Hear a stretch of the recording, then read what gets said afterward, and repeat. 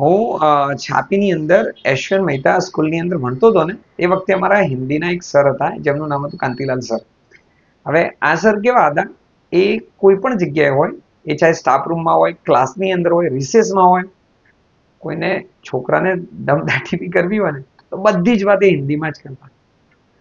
અને હિન્દીમાં મતલબ હિન્દી અમારી રાષ્ટ્રભાષા એ મતલબ કઈ બી સ્ટેટમેન્ટ એમને વિષય પ્રત્યેનું ખરેખરમાં એમનો લગાવ અને એમનું પેશન જોઈએ ને તો ખરેખરમાં યાદ આવે કે ભાઈ હિન્દીના સર તો આજ. અને એમનું એટલું સરસ હિન્દી હતું ને, અને વિષયને પણ એટલું જ ન્યાય આપવાનો એ પોતે પ્રયત્ન કરતા હતા. તમને લાગશે કે હું તમને આ વાત કેમ કરું છું?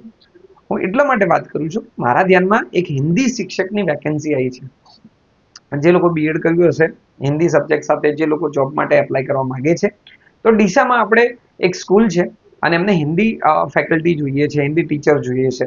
તો તમારા આજુબાજુમાં જે તમારા સર હોય અથવા તમે જાણતા હોય કે જે લોકો હિન્દી સબ્જેક્ટ સાથે કરે છે અથવા બીએડ જે લોકો કરેલું છે, એવા લોકોને આ વિડીયો જરૂર શેર કરજો. કારણ કે એમની સ્ટાફની રિક્વાયરમેન્ટ છે. તમને એ બી થશે કે આની ડિટેલ્સ બધી ક્યાં મળશે, તો આના માટે કંઈ ગભરાવાની જરૂર નથી. આપણી વેબસાઇટ બનાવી દીધી છે.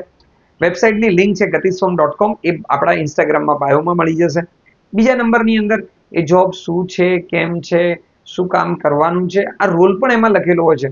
કઈ સ્કૂલ છે, કેટલી સેલેરી, ઇન્ટરવ્યુ માટે જવું છે તો કોલ, વોટ્સઅપ, બધી ફેસિલિટી વેબસાઇટમાં આપી દીધી છે.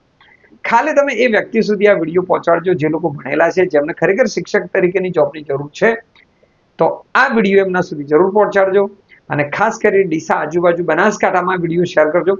કદાચ કોઈ કંઈક શિક્ષકનું કામ થઈ જશે. તો મેં તો વેકેન્સી તમને શેર કરી, તમે આગળ જરૂર શેર કરજો. અને તમે કરો જ છો, મને વિશ્વાસ, અને હું જોઉં પણ છું. તો મળીએ છીએ બીજા વિડીયોમાં બીજી જોબ સાથે. Thank you.